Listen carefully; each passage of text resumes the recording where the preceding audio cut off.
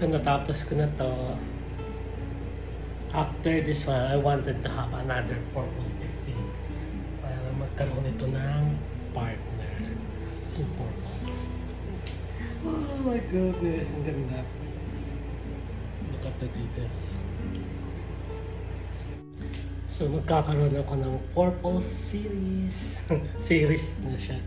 Yung purple painting.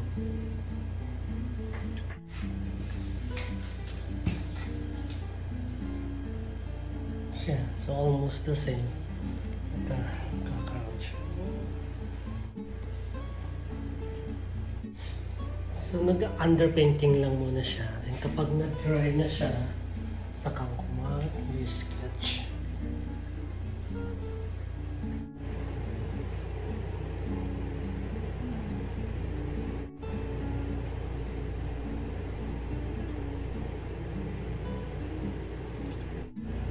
Kapag nag-dry up na siya, saka ko pa lang siya i-sketch. Wala pa ako naiisip.